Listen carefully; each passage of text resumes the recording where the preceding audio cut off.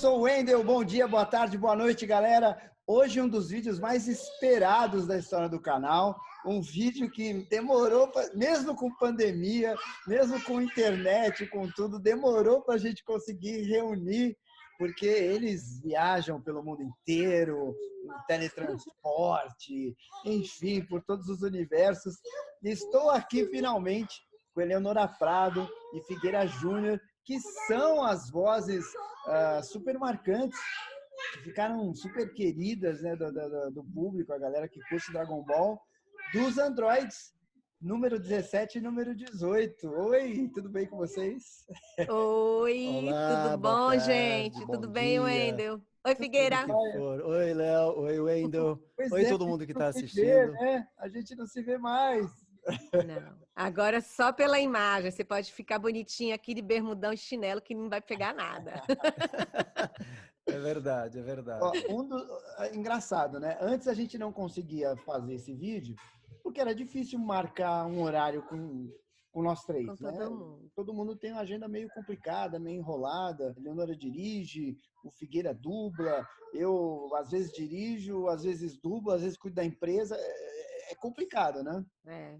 E uma coisa legal legal é fogo, né? Mas uma coisa que surgiu com essa Não, pandemia, legal não, pelo amor de Deus.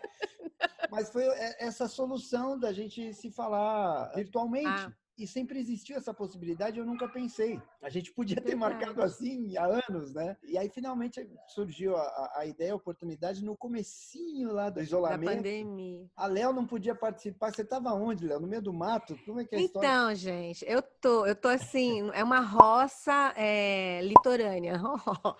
Eu saí de São Paulo, né? Desde que começou a pandemia, assim, tem meus pais, meu pai tá bem velhinho, tal, minha sogra, e a gente fugiu, a família toda, com dogs e tudo, e a gente veio aqui, eu tô na praia, eu tô em Itanhaém, mas longe do centro. Então aqui não tem absolutamente nada, não tinha internet, não tinha nada. Aí, quando você perguntou, Wendel, eu falei, não, menor possibilidade. Eu só fui conseguir instalar alguma coisa aqui em junho. Eu fiquei de Nossa março a Senhora. junho num esquema assim isolado, natureza, pássaros, tal, gaivotas, que foi bom É, também, né? lógico. Mas aí agora com o esquema que a gente está trabalhando em casa, né, de home studio, e tal, aí eu consegui instalar a internet, aí pedi espuma pela internet, aí montei um estúdio, blá, blá, blá, blá, blá. E agora eu tô aqui, possível da gente fazer esse bate-papo. Que legal, maravilha. Legal, né?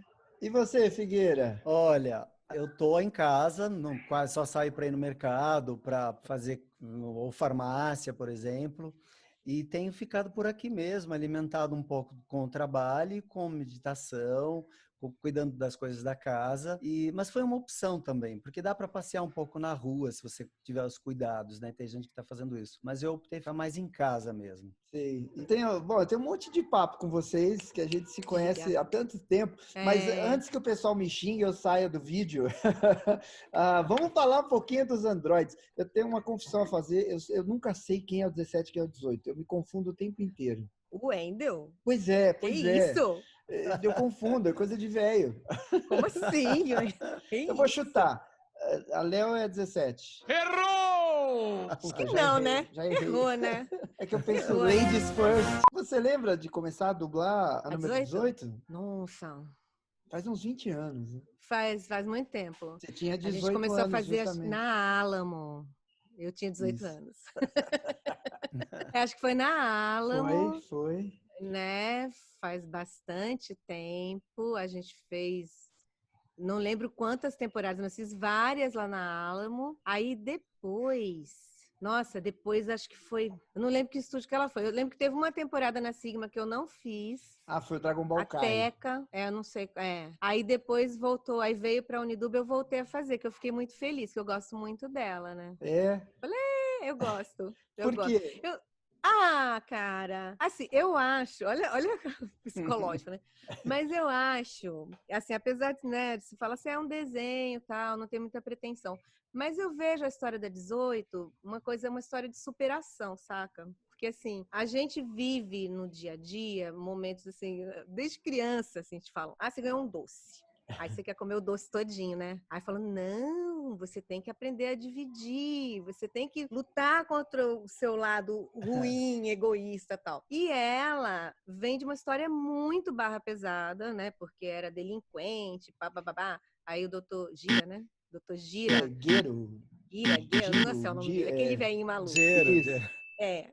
Aí ele vai e aproveita isso, transforma ela e o irmão, né, em ciborgues e tal. E do mal, a mulher tem uma bomba dentro dela, né? E aí ela, apesar disso tudo, ela supera isso, resolve não matar o pessoal. Tem uma batalha lá que eu lembro que eu gritei, me esgoelei para fazer, que ela bate numa pedra, e ela cai lá e o Curirinha explodir a bomba, né? E aí, como ela teve uma ação legal e tudo, e ajudou eles, e o 17 não, o 17 ficou ruim.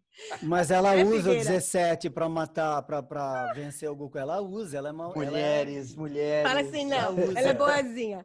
Aí, assim, e aí ele resolve destruir e tal, né? Então, assim, ela vem de uma história de muita revolta, tá, né? E vai mudando isso na vida dela. E eu acho isso legal. É uma personagem que eu curto, porque com esse tempo todo que eu venho dublando, teve uma transformação bacana. Era isso que eu ia perguntar. Você percebe essa transformação? Percebo. E aí como visual, é que a gente, como é que o ator faz isso, tendo só a voz ali como instrumento, para ir dando essa transformação de perfil psicológico e humano? Como é que é isso, Léo? Então, na prática, você vai mudar uma entonação vocal, né? Assim, você vai fazer mais suave. Mas isso, se você observar o que você está, no geral, na dublagem, né? Se você observar o que você está fazendo, mesmo que você não tenha um áudio, você observando a imagem, os olhos, as expressões, você entende o que está rolando naquela cena. Por isso que é muito importante a gente observar o que a gente vai dublar e fazer. Então você percebe que ela vai mudando. Mesmo assim, agora, no final, ela luta de novo, voltaram, tal. Mas tem momentos que ela tem uma expressão mais suave, o olhinho mais suave, tem a Maron, né, tudo. Isso foi mudando. Até a roupa mudou para cor de rosa, né? Uma coisa básica, assim. Feminina, menininha, agasalho cor de rosa, que não era. Ó a roupinha dela no início, né? Era um jeans rasgado, era uma coisa mais... Aí foi mudando, virou mamãe, usa cor de rosa, o olhinho ficou mais suave. Né? Então foi mudando. A 18 teve esse caminho, assim. E eu acho bacana. Porque, assim, eu comecei também a dublar, eu era bem mais nova, agora eu já tô bem mais velhinha, né? E aí ela é mãe, tudo. Eu acho legal isso, você acompanhar a personagem quase do meu início da dublagem, né? E até hoje eu tô fazendo, e dá para fazer. Porque eu acho também isso, às vezes você faz uma personagem e ela não muda. E aí, assim, fala, pô, minha voz não é a mesma, né?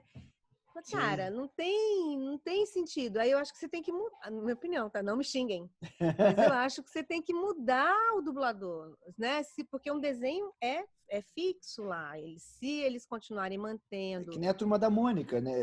Isso. Em tese, eles não envelhecem nunca, o tempo vai passando. Não, mas aí é uma voz caricata, sim. né? Que o pessoal faz de boa. Não, mas eu digo assim, é que nem... É o que você quis dizer. Isso, o são personagem não envelhece e nós Exato. vamos envelhecendo. Verdade. Aí se você tivesse, né? Se o pessoal tivesse feito com uma voz infantil, fossem crianças fazendo, nossa, a voz não ia dar mais, de jeito nenhum. Você tem que trocar, né? Então, o que eu achei bacana na 18 foi isso, assim. Apesar de o rosto não estar mais velho, mas o comportamento mudou, a roupinha, maduro. Tudo, né? Agora tem a família, tem um outro jeito.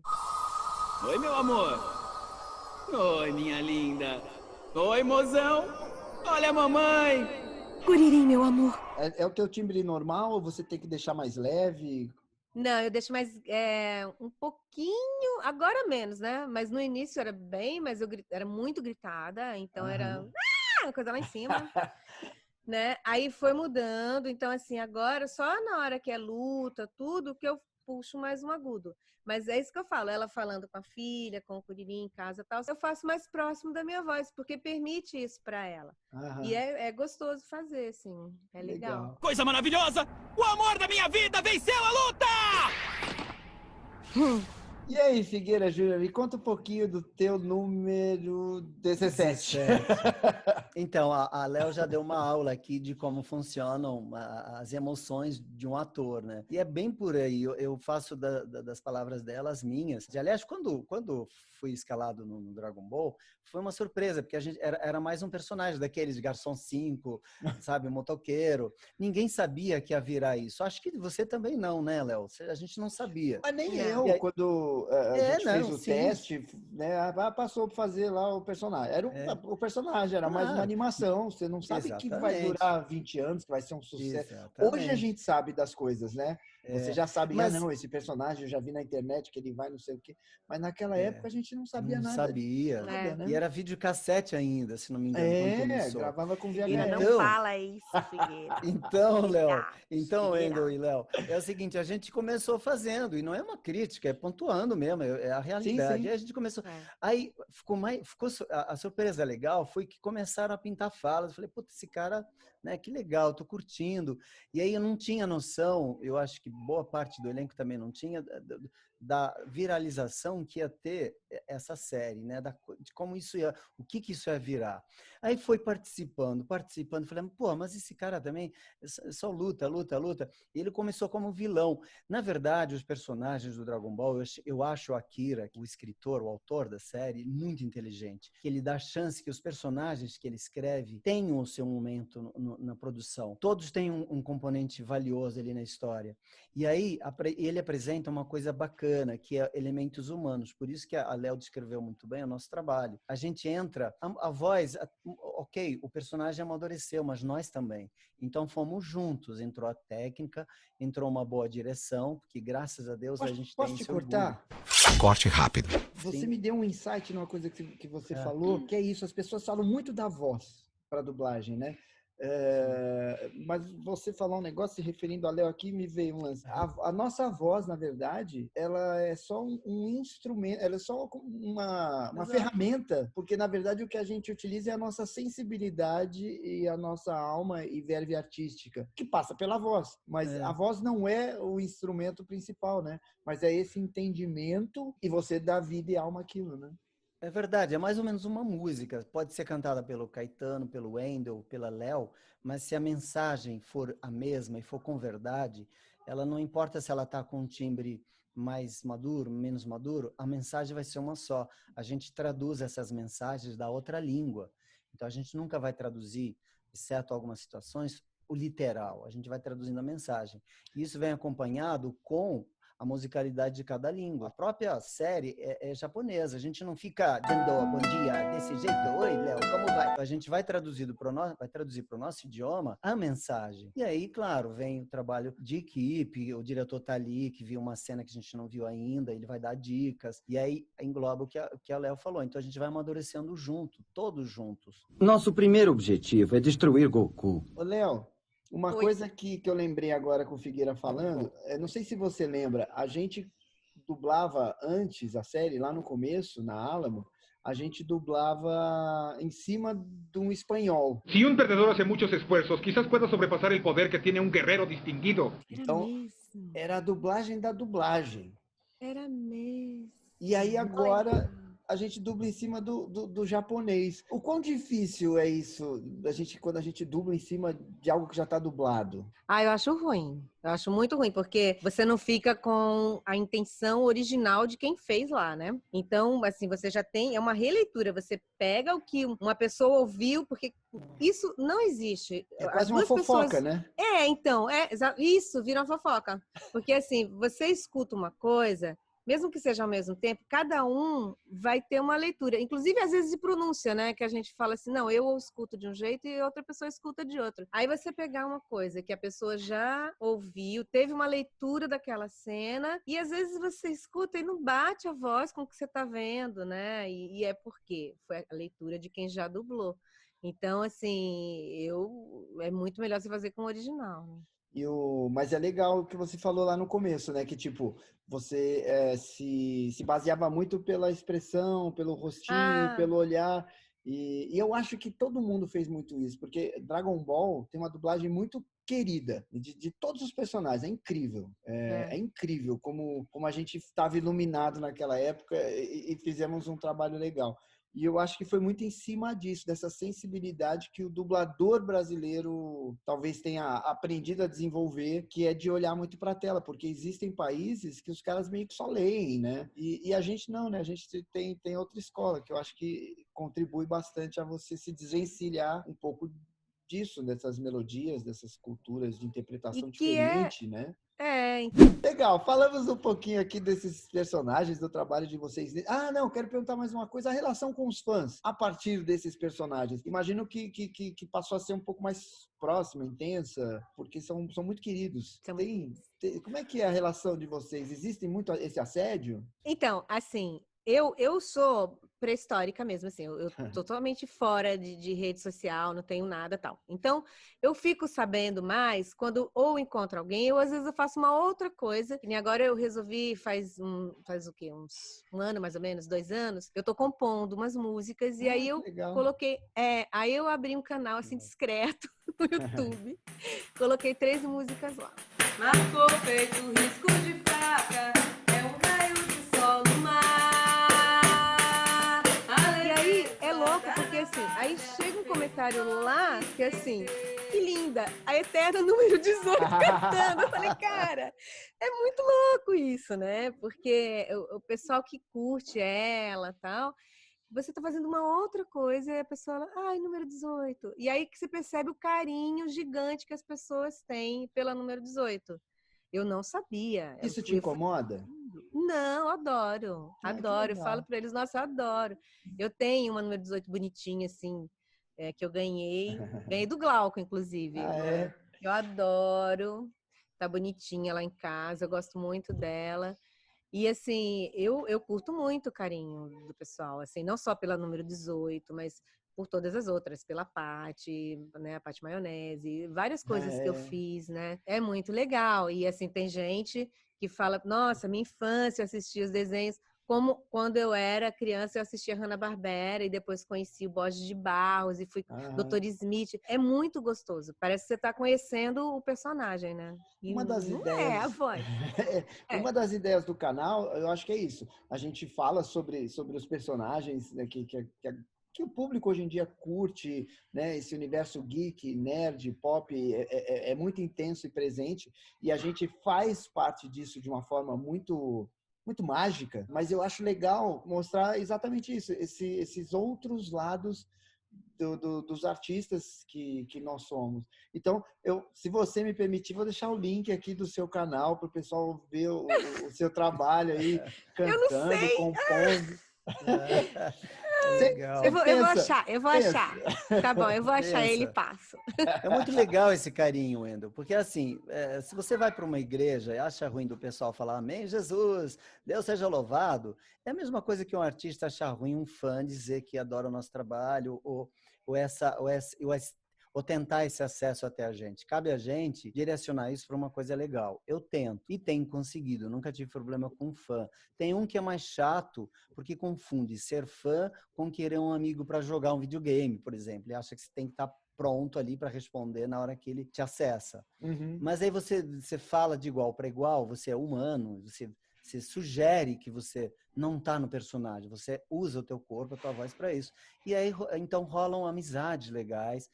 Falando um pouquinho, vocês falaram do Castro Alves Pede Passagem, eu conheci vocês pequeno, eu era criança, e foi no teatro.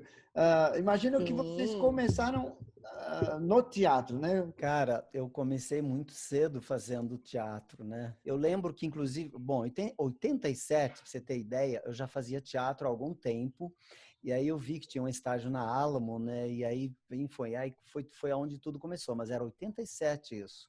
Porque a gente estava mais ou menos nessa época, Léo, que a gente fez o Castro Alves, que acho que foi em 89, se não me engano. Então a gente, desde criança. Você foi atrás da dublagem? Eu fui. Foi assim, eu estava fazendo um Gato de Botas lá no TBC, o antigo TBC, que acho que todo mundo que é de São Paulo conhece. E aí alguém soprou para mim que estava tendo um estágio de dublagem. Naquela época era mais estágio, a corrente, não era curso. E aí eu fui. Nem existia curso, né?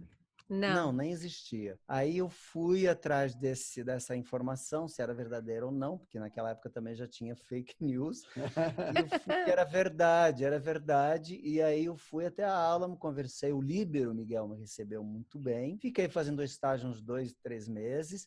E depois o Michael desceu daquele pavor, daquele registro de voz, naquele teste, né, que a gente chama de teste. E daí não parei mais, Wendel. Mas foi uma experiência legal, porque, era um confronto entre o que você aprendeu no teatro com outra técnica que é a dublagem. Como quando você vai para a TV. Você precisa aprender a técnica.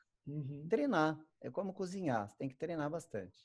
A Léo fez tudo isso, né? E assim, eu comecei a trabalhar com teatro, eu era muito piquititinha, tinha 4 anos. Na verdade, assim, eu tenho uma foto, até minha mãe grávida, aquele barrigão, assim, eu lá dentro, e ela fazendo uma peça infantil, fazia uma rainha, e ela estava um pouco pesada, ela sentou no trono, o trono afundou, e ela ficou lá, entalada no trono com o barrigão e eu lá dentro. Então, a minha estreia foi na barriga da minha mãe no palco. E aí, comecei a fazer teatro com 4 anos. Aí, fiz bastante, fiz muita coisa. Nossa, nem sei, assim, muitas peças. Trabalhei bastante com eles.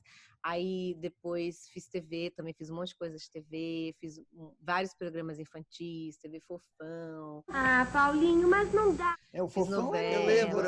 O Fofão foi um sucesso, né? Fofão, e você foi. era a musa do Brasil, né? Era a musa do Brasil. Era fofona. E era a Fofete.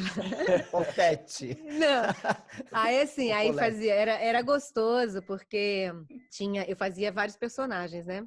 E o Pessini era maravilhoso, assim. A gente improvisava muito, aprendi pra caramba. Tinha 20 anos na época.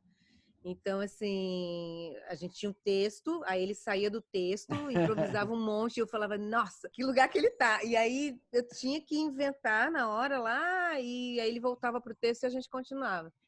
Então, era muito gostoso, porque tinha a bruxa, que maravilha, tinha a professora, histórias do pôr do sol, eram vários personagens, então era uma continuação, né, do teatro, assim, não era tão diferente a linguagem. Eu já tinha feito outras coisas de TV, como a Figueira falou, é uma linguagem diferente. Outra coisa que eu lembro da Eleonora, porque eu acho que a gente sempre viveu muito perto durante muitos anos. Eu lembro da gente dublando junto Um Amor de Família. Que você fazia a minha irmã, que era a Cristina Applegate. Amava a abobrinha, amava fazer. Nelson Batista, Neuza, né? A Isaura. A Isaura. A Angélica fazia antes Drauzio. de mim. Era a Angélica e depois veio você. Que o moleque cresceu de repente de uma temporada para outra. Isso. Nossa, e assim, eu ganhei na época uma fita, que você falou VHS, Figueiredo, então eu ganhei uma fita. Um fã pegou, ele gravou vários episódios, assim, e aí me deu de presente, né? E assim, eu guardei, assim, que eu achei tão bonitinho, assim, foi o primeiro trabalho que eu fiz maior, assim, né? Fiz teste, peguei, tinha uns bifes e assim, era DA, meu Deus. Aí eu falei, meu Deus. A série era muito dinâmica, porque é comédia, né? Pá. Isso! E falava, eu lembro que a minha às vezes tinha uns bifes desse tamanho. E eu falava, meu Deus, teve dia em casa que eu fiquei chorando, eu falei, eu vou entregar, eu não vou fazer. Porque eu tava aprendendo. E aí, não tinha. Hoje a gente tem, né? Pro Tools bonitinho, você vai lá, arruma.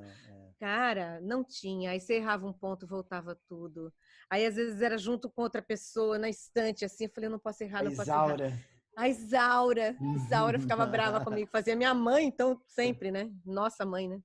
Eu falei, meu Deus. Aí eu sofri muito, mas assim, eu adoro a série.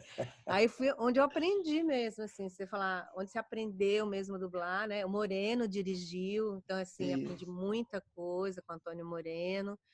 Foi muito legal, um trabalho que eu curti pra caramba. Eu te odeio! Ótimo! Então, né? são quantos anos já dublando? Cara, mais de 30, 32? Perdi a conta. Acho que eu dublo há 32 anos. E como diretora de dublagem, tá há quanto tempo? Você lembra também? 7 ou 8. Acho que uns 7 ou 8 anos. É menos. É menos. Ninguém queria muito que eu ficasse dirigindo, né? Até hoje o pessoal fala assim, gente, eu vou parar de dublar. Não! Eu falo, não, gente, mas assim, eu já tô mais velhinha, não vou ficar zanzando. Porque assim, para quem não sabe, vocês que estão assistindo, são vários estúdios, né? Então a gente fala assim, uma escala de manhã na Lapa, uma escala daqui a meia hora na Vila Mariana. E assim, São Paulo tem um trânsito que você fica enlouquecida, né? Então, você ficar o dia inteiro zanzando para um estúdio, para o outro, para o outro, para o outro. Eu falei, agora eu não aguento mais. Assim, aí eu falei, vou fazer outra coisa, né? E aí eu comecei a dirigir, né? E é uma coisa que eu também curto pra caramba. Eu também dirigi um trabalho no teatro, que eu adorei fazer um musical. Foi um cordel, A Chegada de Lampião no Inferno, do Jairo.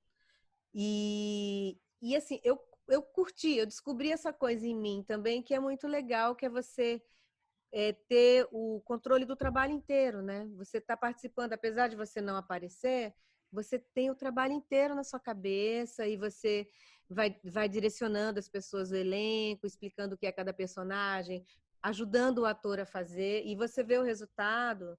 Eu dirigi agora o Cristal Encantado, foi uma série da minha adolescência que eu amei. Na época não era série, né? Foi um longa de animação do pessoal dos Muppets. E agora eu dirigi a série. Foi assim um trabalho enlouquecedor, muito difícil para os atores, para todo mundo. E aí depois eu assisti, você vê, sabe, os detalhes, fala, que legal. Então, essa parte da direção...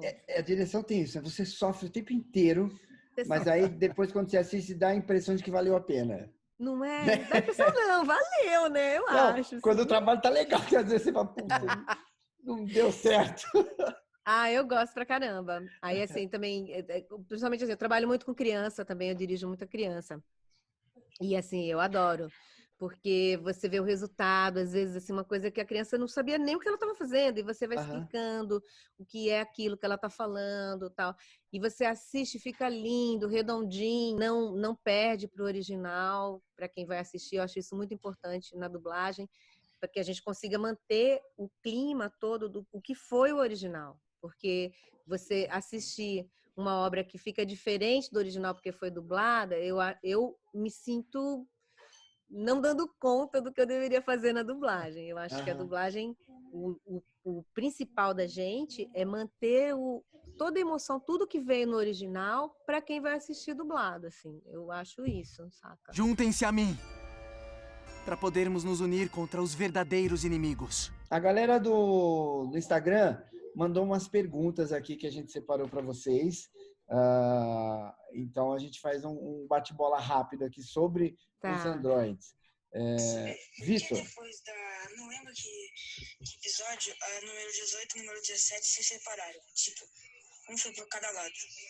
Então, o personagem da Léo usa o androide para combater as forças que ela quer que sejam combatidas. Então, uma vez que ele foi ganhando força, foi ficando independente, e também é uma das coisas que a série mostra, que acaba misturando nesses sentimentos todos. Eles vão amadurecendo e vão seguindo outros caminhos, que não aqueles inicialmente. Então, do nada, ele resolveu que ele ia virar mais família, mais pro final. Então, vai ter um momento que eles se separam. Ela não quer mais. São as relações humanas, né? Que é uma coisa natural da vida também, né? Natural Amigos da vida, irmãos, exatamente. Pais e filhos, né? Vão se separando, cada um tomando seu rumo.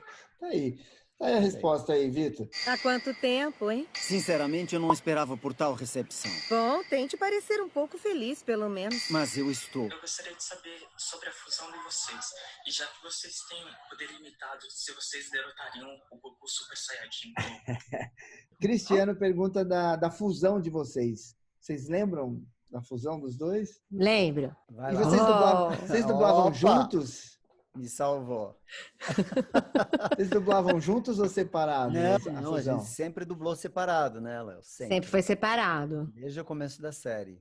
E aí, como é que fazia isso? Porque um grava primeiro, aí sobra pro outro seguir o que o um já fez. Tinha esse desejo, meu Deus, quero fazer primeiro? Aí entra a coisa da equipe, né, Wendel?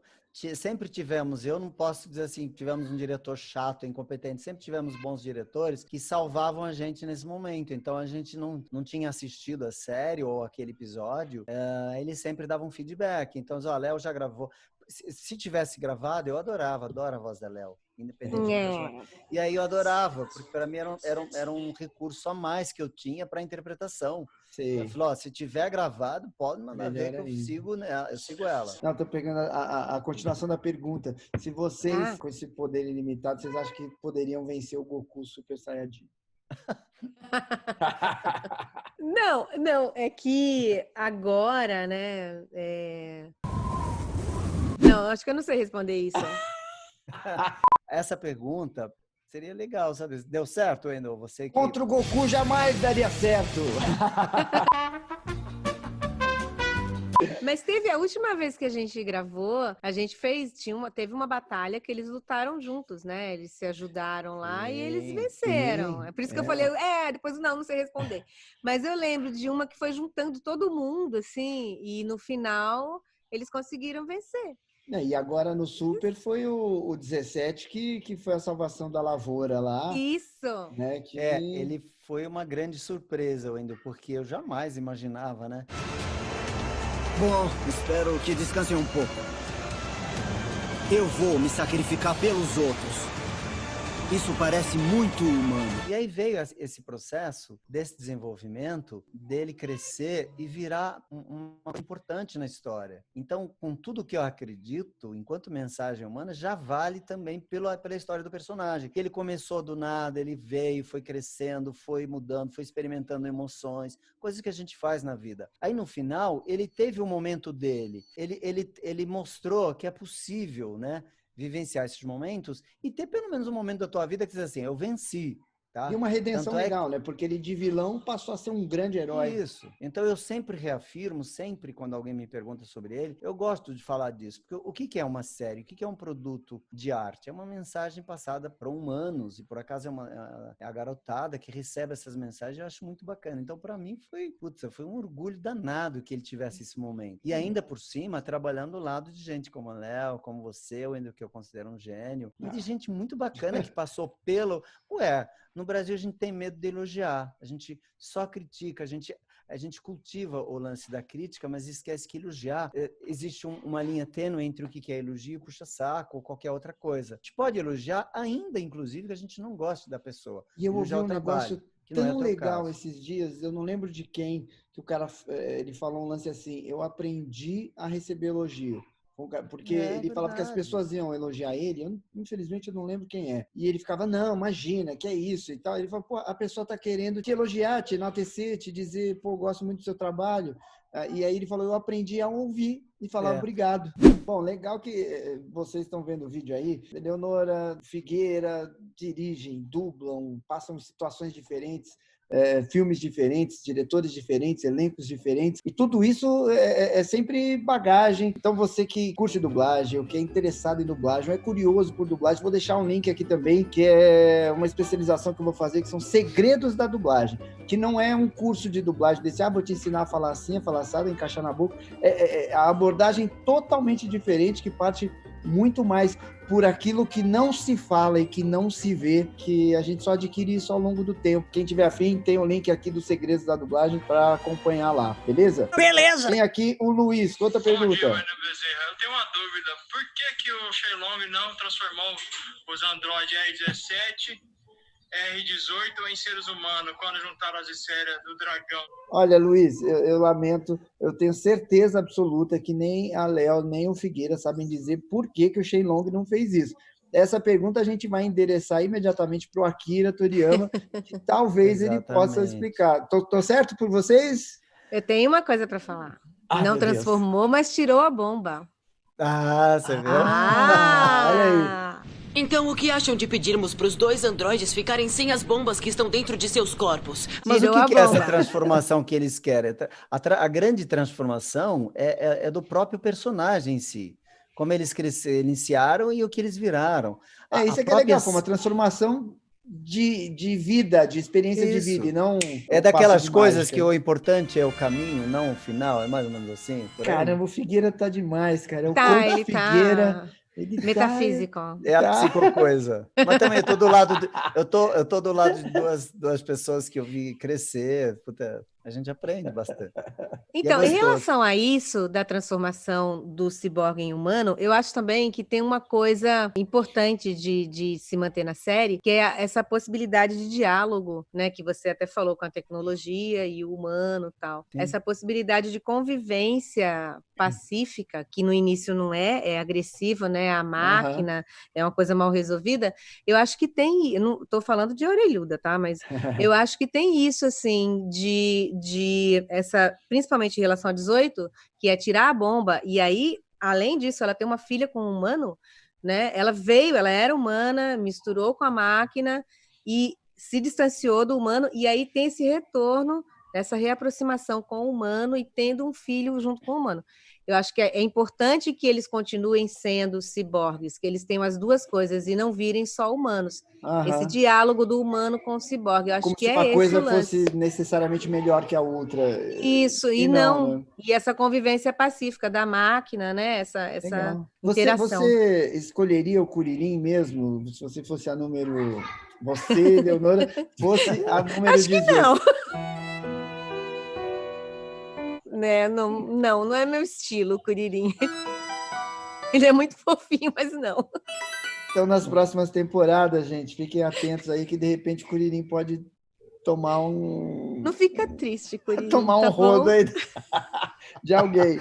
Tomar um toco.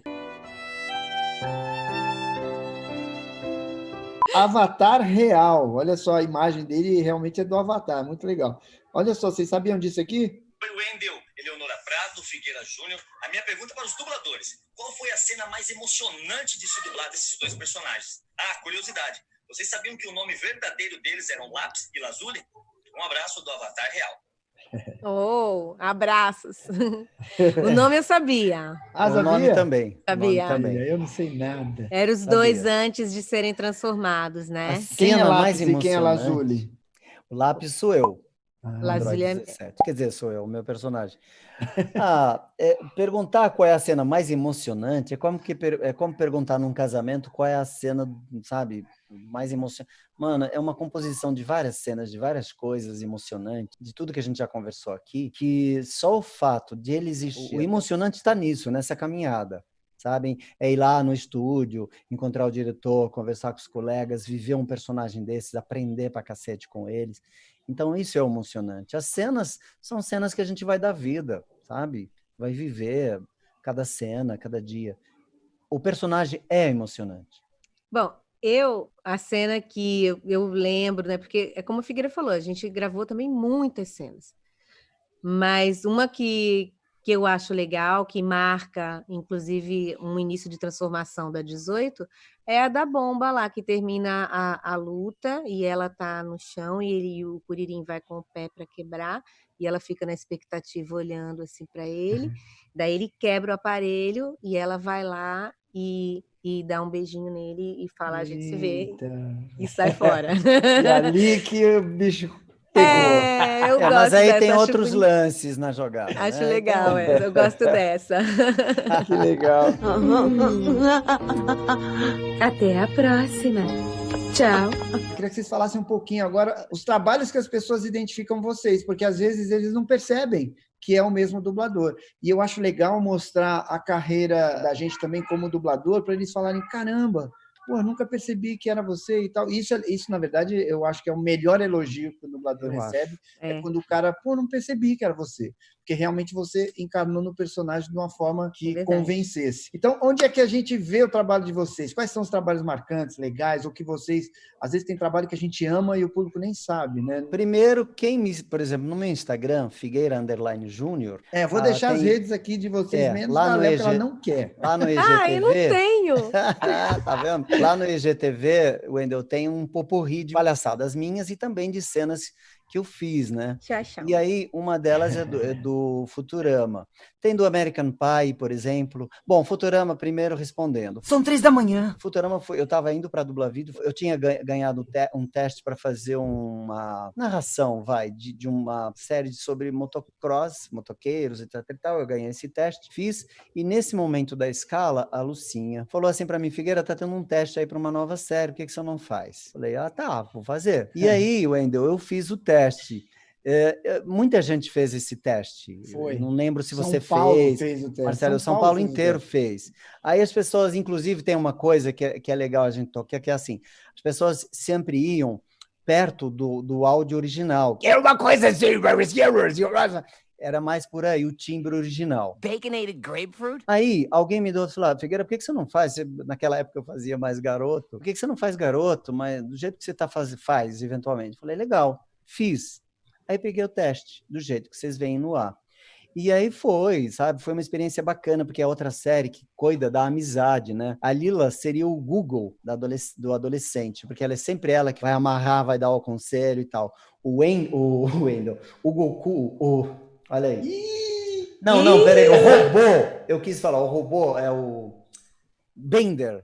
O Bender. Bender. Então, o Bender... o Bender, que era feito pelo Aldo César Saudoso, que era maravilhoso, ele representa aquele adolescente aparentemente atrapalhado, que não tem o console social de que está sempre certo. E então ele faz o espalhafatoso, mas é ele que acaba fazendo as coisas porque ele não tem medo. Agora eu entendi! Fry é o cagão socialmente, sabe? Representa aquele garoto que aparentemente tem a finura, mas ele depende do Bender e da Lila. Então eu acho que esse trio passa uma mensagem muito bacana, reforça em todos os episódios, em todos os momentos, eles tratam disso. Então foi muito legal fazer todas as temporadas dessa série, que também foi um aprendizado muito rico em termos de mensagem humana. Muito legal, cara. Foi muito legal. E que mais? Que outros filmes? Onde o pessoal te acha? Aí eu fiz o American Pie, eu fiz o primeiro episódio, sabe? Aquele que come a torta lá, vocês estão vendo ele aí. Mãe, cheguei!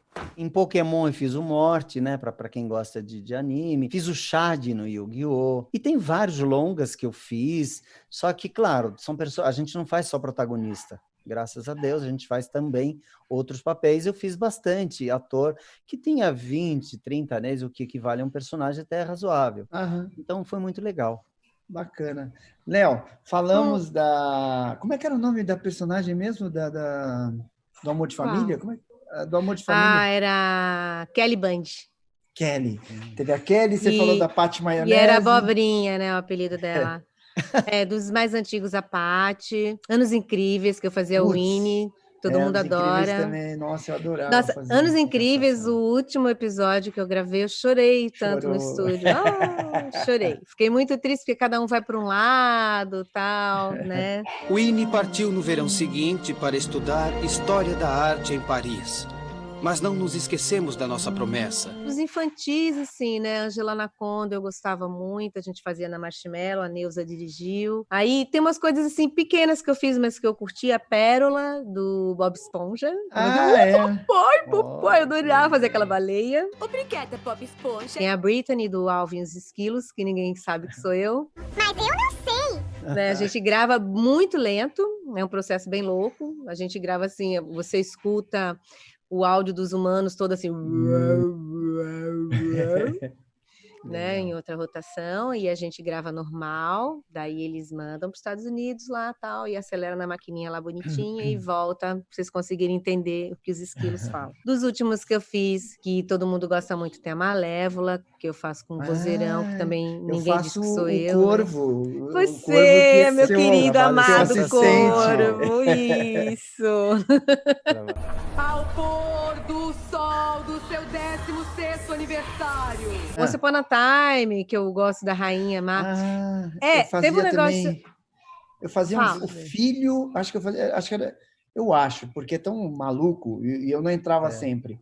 Eu acho que eu era o filho do Rumpelstiltskin. Eu dublei o Rumpelstiltskin. É difícil, né?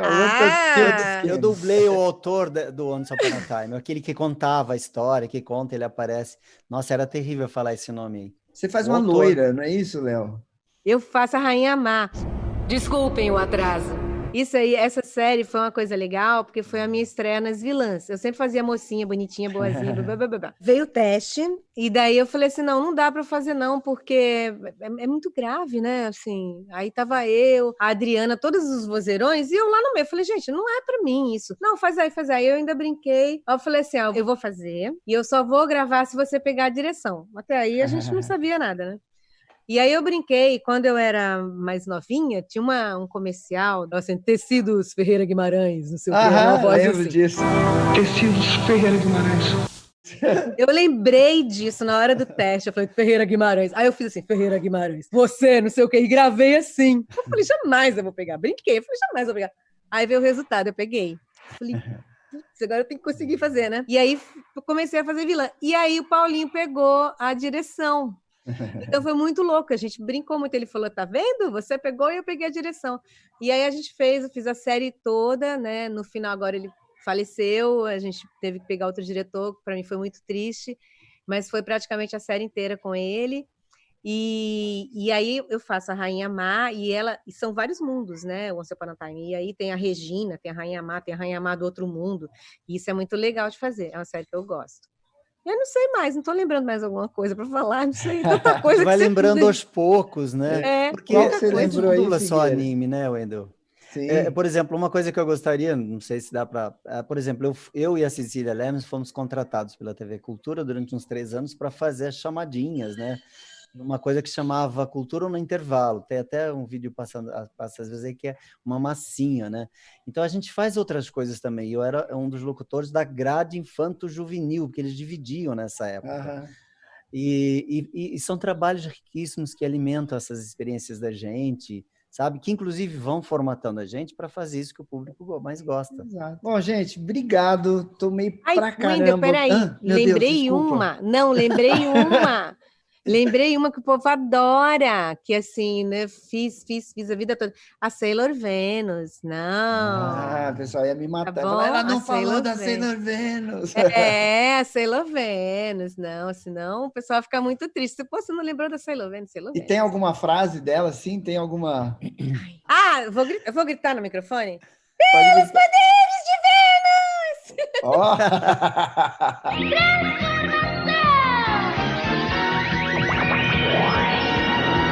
Gente, super obrigado mesmo. Obrigado aí, um sabadão eu estar tomando o tempo de vocês. Foi ótimo. Mas eu tenho certeza também que a galera vai amar. É muito bom ver vocês, ouvir vocês, conhecer vocês e eu acho que a gente está prestando um carinho aqui para o público, então foi muito legal mesmo. Então e eu sabia que ia ser legal desse jeito como foi, então agradeço mesmo a vocês de coração. A gente podia fazer o seguinte, eu ficar quietinho aqui, já que vocês dois estão aqui atrás, ó, vocês podiam fazer um Kamehameha juntos, porque eu tenho certeza que o pessoal vai amar aqui. Ah, que nem o cara falou, será que vocês venceriam o Goku? Então vocês vão dar um Kamehameha em mim, pode ser?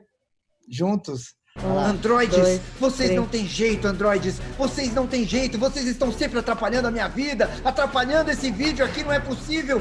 Eu quero ver vocês me encararem.